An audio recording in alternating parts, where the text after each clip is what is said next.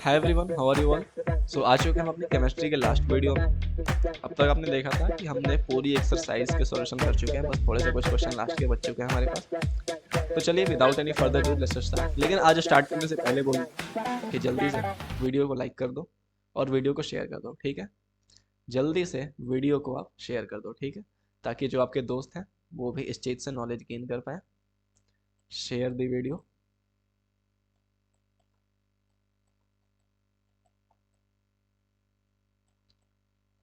जल्दी से आपको वीडियो को शेयर करना है और क्या करना है, जल्दी से लाइक का बटन दबा दो। आज वीडियो स्टार्ट करने से पहले बोलूंगा, क्योंकि अगर मैं बाद में बोलता हूँ तो बाद में आप करते ही नहीं हो। ऐसा काम मत करा करो यार प्लीज, ठीक है। चलो फिर डिस्कस करते हैं। क्वेश्चन में दे रखा है explain the following in terms of gain और loss of oxygen with two examples each. Oxidation और रिडक्शन को हमें गेन और लॉस की टर्म्स में एक्सप्लेन करना है, ठीक है। हमने आपको ऑक्सीडेशन का रिएक्शन मतलब बता रखा था कि oxidation is a reaction in which addition of oxygen takes place. Addition of oxygen to a substance is called oxygen. सीधी सी बात है, हमने बता रखा है आपको कि जहां भी जिस किसी भी एलिमेंट के साथ जब ऑक्सीजन का एडिशन होता है तो हम उसे क्या बोलते हैं, ऑक्सीडेशन प्रोसेस बोलते हैं, है कि नहीं। अगर ऐसा हो रहा हो, एलिमेंट के साथ ऑक्सीजन जुड़ रहा हो, तो हम क्या बोलते हैं उसे, ऑक्सीडेशन। अच्छा, अब यहाँ देखो आप, यहाँ पे ये रहा आपका सल्फर और ये रहा आपका ऑक्सीजन। सल्फर में जैसा ही ऑक्सीजन जुड़ा, आपका क्या बना, सल्फर डाइऑक्साइड। तो सीधी सी बात है, सल्फर में ऑक्सीजन का एडिशन हुआ, है कि नहीं। सल्फर में ऑक्सीजन का एडिशन हुआ तो इसे बोलते हैं addition of oxygen and this is the process of oxidation. उसी तरह यहाँ मैग्नीशियम में ऑक्सीजन का एडिशन हुआ, that's why this process is also known as oxidation. क्या मेरी बात क्लियर है। तो इस तरीके से आपका ऑक्सीडेशन हम एक्सप्लेन कर सकते हैं कि सल्फर में अगर हमने ऑक्सीजन को ऐड करा तो सल्फर डाइऑक्साइड बना। उसी तरह मैग्नीशियम में हमने ऑक्सीजन को ऐड करा तो NgO बना। सर ये टू यहाँ पे क्यों लगा है, ये टू यहाँ पे क्यों लगा है। अगर आपको इस बात का लॉजिक पता नहीं है तो फिर आप ऐसे काम मत करो यार, दिल दुख जाता है मेरा। मैंने इतने सारे आपको रिएक्शन बैलेंस करने को बता रखे हैं, वही उसका खेल है। रिएक्शन को बैलेंस करने के नाम पे यहाँ पे कोफिशिएंट लगा रखा है। मैंने इसका नाम भी बताया था, इसे हम बोलते हैं और स्टोइकियोमेट्रिक कोफिशिएंट। क्या मेरी बात क्लियर है। अच्छा जी, देखो यार सर की थोड़ी तबीयत खराब है, फिर भी मैं वीडियो बना रहा हूँ आपके लिए, ठीक है। थोड़ा नॉइज आए तो कोई दिक्कत नहीं है। अब बात करते हैं रिडक्शन की, ठीक है। Reduction is nothing but removal oxygen from the substance is known as reduction. किसी भी सब्सटेंस से ऑक्सीजन का अगर रिमूवल हो जाता है तो हम क्या बोलते हैं उसे, वो रिडक्शन है, ठीक है। जैसे कॉपर ऑक्साइड है, इसमें हमने हाइड्रोजन और हीट ऐड करा तो क्या हुआ, बेसिकली ऑक्सीजन का रिमूवल हो गया और वो H2O बनाया। CuO से ऑक्सीजन का रिमूवल हो रहा है तो इसलिए हम बोलेंगे कि ये रिडक्शन प्रोसेस है। क्या मेरी बात क्लियर है। यहाँ पे CuO का रिडक्शन हो रहा है, लिख रखा है ना, देखो here copper oxide is being reduced to copper because oxygen gets removed from the copper oxide. क्या मेरी बात क्लियर है बच्चों, यस और नो। उसी तरह देखो ZnO प्लस कार्बन, यहाँ देखो जिंक ऑक्साइड से ऑक्सीजन रिमूव हो रहा है जो कि जिंक बन जा रहा है और कार्बन मोनोऑक्साइड। मैंने आपको एक बात और बोली थी कि ऑक्सीडेशन और रिडक्शन दोनों साथ साथ चल रहे होते हैं। तो देखो यहाँ ZnO के साथ ऑक्सीजन रिमूव हुआ, कार्बन के साथ ऐड भी हुआ, तो ZnO का रिडक्शन तो हुआ पर कार्बन का ऑक्सीडेशन भी हुआ साइमल्टेनियसली। क्या मेरी बात क्लियर है, यस और नो। चलिए अगर आपको इतनी बात समझ में आई है तो चलिए आगे बढ़ते हैं।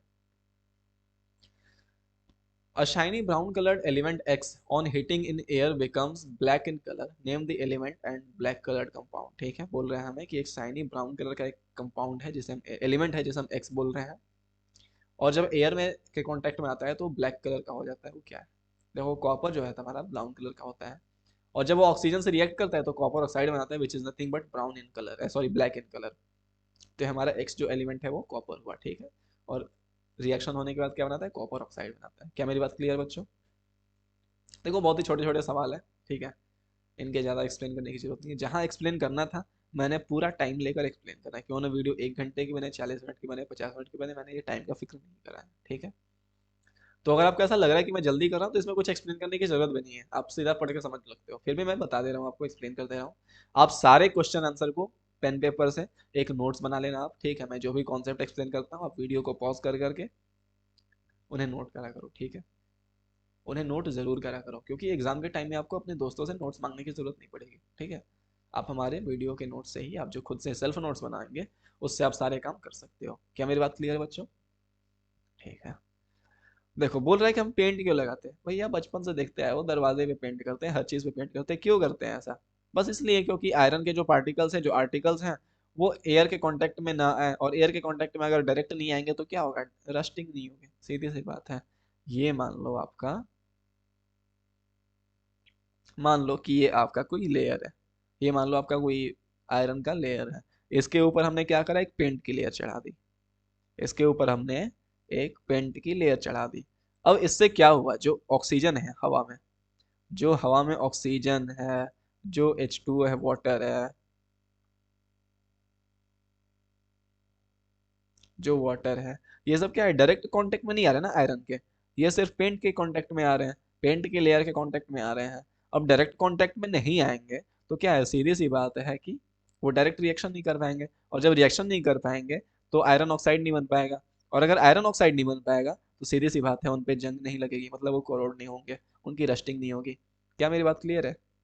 इस तरीके से, ठीक है। तो बस यही एक लॉजिक है जिसकी वजह से हम उस पर पेंट कर रहे होते हैं दरवाजों को, यार इसमें तो कोई बताने वाली जरूरत नहीं थी, आप समझ सकते हो, ठीक है। Paint does not allow iron articles to come in contact with air water and saves iron articles from damage due to rusting, सीधी सी बात है। देखो बात करते हैं, oil and fat containing food items are flushed with nitrogen, why, ऐसा क्यों करते हैं? और ऑयल और फैट कंटेनिंग जो आइटम्स होते हैं उन्हें नाइट्रोजन से फ्लश करते हैं, और सीधी सी बात है, अगर वो एयर के कांटेक्ट में आएगा, जब ऑक्सीजन के कांटेक्ट में आएगा तो वो ऑक्सीडाइज हो जाएगा, और ऑक्सीडाइज होने से वो हमारा जो फूड आइटम्स है वो खराब हो जाएंगे, वो खराब हो जाएंगे तो खाने लायक नहीं रहेंगे, और फिर अगर हम उसे ज़बरदस्ती खाएंगे तो फिर हमारे हेल्थ पे नुकसान हो सकता है। क्या मेरी बात क्लियर है बच्चों?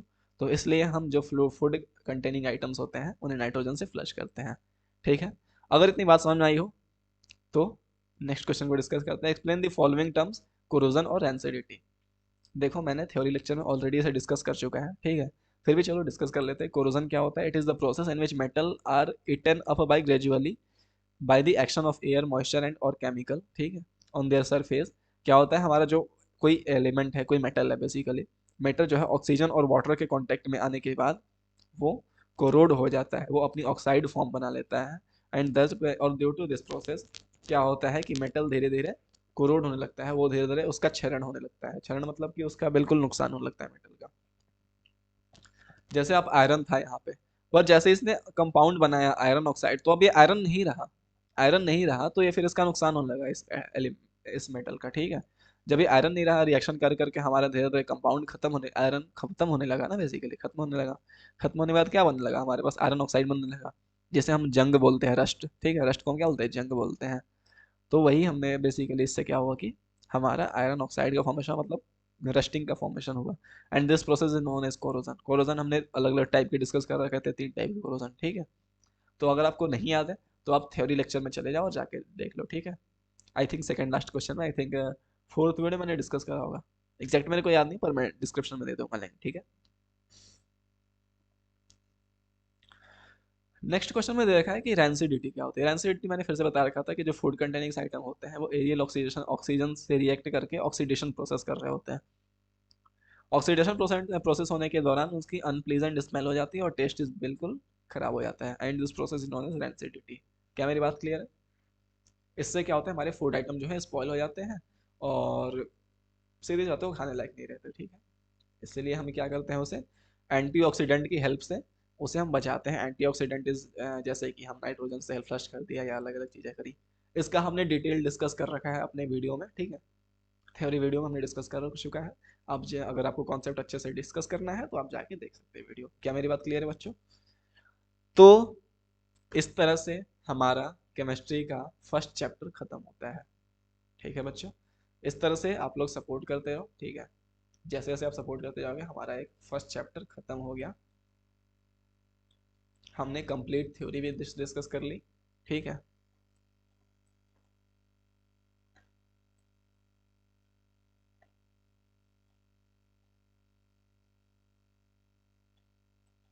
First chapter completed.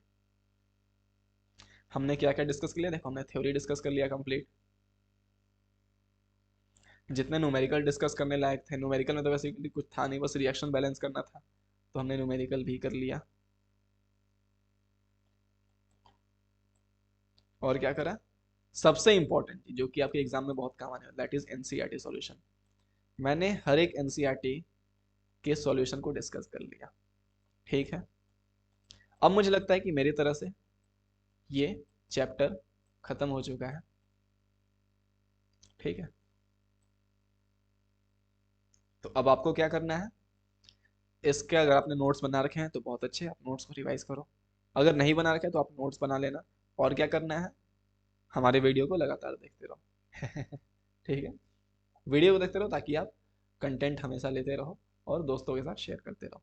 क्या हमारी बात क्लियर है बच्चों? Thank you very much. इस तरीके से हमारे फर्स्ट चैप्टर की जर्नी समाप्त हुई। अब हम नए चैप्टर को स्टार्ट करेंगे अपने केमिस्ट्री में, that is nothing but acid basis and salts. तो आपसे एक गुजारिश है, एक रिक्वेस्ट है कि आप क्या करना है, इस चैप्टर को थोड़ा बुक से पढ़ के आना, ठीक है, लेक्चर देखने से पहले। एसिड बेसिस एंड सॉल्ट्स, बहुत जल्द इसकी वीडियो भी अपलोड होने लगेगी, ठीक है। तो आप क्या करना, इस चैप्टर को पढ़ के आना, ठीक है। चलिए बच्चों, बहुत ही अच्छा लगा आपसे एक चैप्टर खत्म करते हुए।